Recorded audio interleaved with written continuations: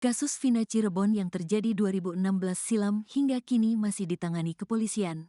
Sejumlah saksi pun kini muncul hingga belak-belakan membongkar kejadian di masa lalu terkait kasus kematian Vina dan Eki, dua sejoli tersebut. Seperti munculnya dua saksi yang merupakan teman Vina yaitu Widya Sari dan Mega Lestari.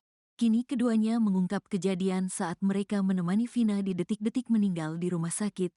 Menurut Widya dan Mega, pilunya detik-detik Vina tewas keluarganya tak datang ke rumah sakit, termasuk Marliana.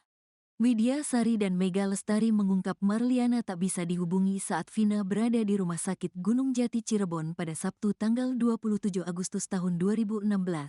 Widi dan Mega mengaku sempat berusaha menelepon Marliana untuk menginformasikan soal kasus Vina Cirebon.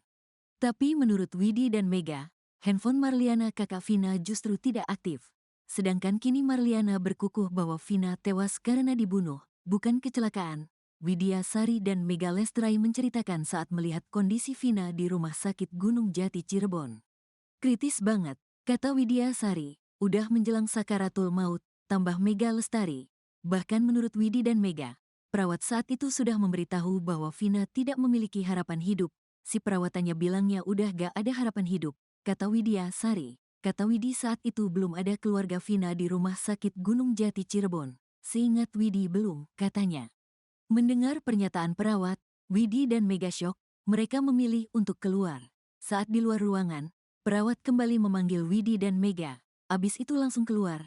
Aku kira ada keluarganya. Perawatnya manggil lagi. Ini dibantu temannya biar cepat, kata Widya Sari. Udah ngorok di tenggorokan, tambah Mega Lestari. Widi dan Mega mengatakan sempat mencoba menghubungi kakak Vina, Marliana. Justru kakaknya Vina aku telepon gak aktif nomornya, kata Widya Sari. Padahal Marliana mengaku mendapat kabar Vina kecelakaan dari seseorang. Lalu ayah dan kakeknya pergi ke rumah sakit. Pengacara Widi dan Mega, Muhtar Effendi menekankan bukti kliennya menelepon Marliana tidak ada dalam data ekstraksi. Jangan lagi ada orang yang bicara nelepon kok di ekstraksi gak ada. Ini ekstraksi handphone Vina, jelas Muhtar Effendi. Sebelumnya Marliana berkukuh Vina tewas dibunuh walaupun sudah bermunculan saksi-saksi yang melihat Eki mengalami kecelakaan di Jembatan Talun Cirebon. Saya dari awal, saya dan keluarga meyakini bahwa ini pembunuhan, kata Marliana. Marliana mengatakan luka yang dialami Vina tak seperti korban kecelakaan. Kami keluarga tidak terima bahwa ini dikatakan laka lantas, karena luka yang adik saya alami berbeda jauh dengan kecelakaan. Kalau dibilang kecelakaan, kata Marliana. Marliana mengaku tak melihat luka akibat terseret, seperti korban kecelakaan. Saat itu saya lihat motor Eki tidak rusak. Gak ada luka keseret, kata Marliana. Menurutnya, Vina mengalami luka fatal di bagian kepala, kaki dan tangan. Kepala lunak, kaki sama tangan itu remuk, kata Marliana.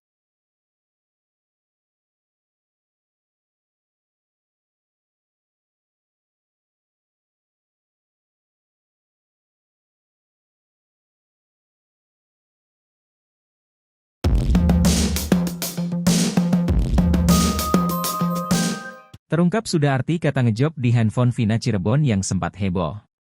Untuk diketahui, percakapan tentang ngejob ini sempat membuat pengacara Ibtu Rudiana, Pitra Romadoni curiga. Kata Pitra Romadoni, percakapan soal ngejob tersebut antara Mega dengan Teh Ayu. Pitra Romadoni pengacara Ibtu Rudiana ini meyakini bahwa percakapan tersebut merupakan hasil ekstraksi dari handphone Mega dan Teh Ayu. Pengacara Mega Lestari, Muchtar Effendi menerangkan memang ada percakapan soal ngejob, tapi itu antara Mega dengan Vina. Kata Muchtar, perbincangan ngejob ini berawal saat Mega meminta Vina untuk membawa makanan saat pulang ke rumah Widi. Muchtar menerangkan pesan itu dikirim oleh Mega ke handphone Vina. Lantas Vina membalas dengan menggunakan kata ngejob. Muchtar berpendapat bahwa saat itu Vina kesal karena belum bekerja tapi sudah dititipi makanan. Mega Lestari menerangkan pada 2016 lalu, memang Widya Sari dan Vina belum memiliki pekerjaan. Sebelumnya Pitra Romadoni pengacara Ibtu Rudiana menyoroti percakapan Mega Lestari tentang ngejob. Lalu ditambah lagi ada chat yang menurut Pitra Romadoni dikirim oleh Teh Ayu.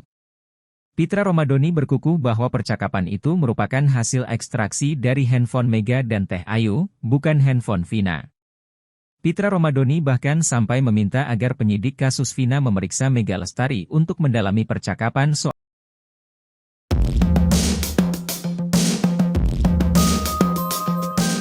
Perubahan bentuk fisik Rivaldi alias Ucil, terpidana kasus Vina Cirebon diungkap ayah kandungnya, Asep. Asep membeberkan jika anak kandungnya itu dalam keadaan sehat. Bahkan kata Asep, saat ini badan Rivaldi tak lagi kurus seperti saat pertama kali mendekam di penjara. Asep tak ragu menjelaskan, putranya itu kini gagah dan pantas diajak main film. Hal itu diungkap Asep lewat channel YouTube, Ferry. Pada kesempatan itu, Asep menanyakan siapa sutradara pembuat film Vina. Asep pun langsung melanjutkan, jika dia ingin mengucapkan terima kasihnya. Lebih lanjut, Asep meminta agar sang sutradara Vina Cirebon untuk datang ke rumahnya. Di sela-sela itu, Asep berharap agar Umbara dapat memberi kesempatan untuk Rivaldi.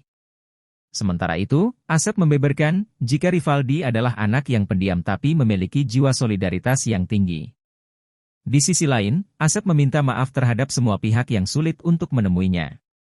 Asep beralasan jika sulit dihubungi karena dia tak memiliki smartphone.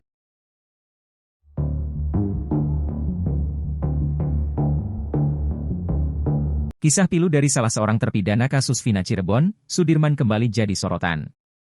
Sebelumnya Sudirman dikabarkan dipisahkan dengan 6 terpidana lainnya yang kini sudah berada di Lapas Cirebon.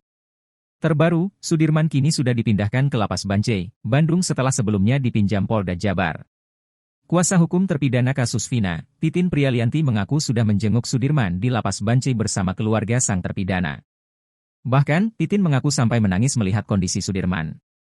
Menurut Titin, tubuh Sudirman terdapat sejumlah luka diduga bekas penganiayaan hingga tubuhnya tampak lesu dan tubuhnya lemas.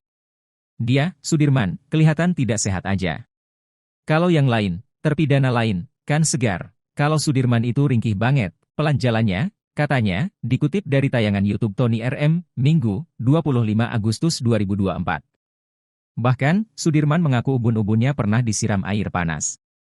Kepada Titin, Sudirman mengurai beberapa luka di tubuhnya akibat penyiksaan diduga dari oknum penyidik diantaranya luka bekas disiram air panas di ubun-ubun yang sudah mulai hilang. Tak hanya itu, ada bekas hitam-hitam di tubuh.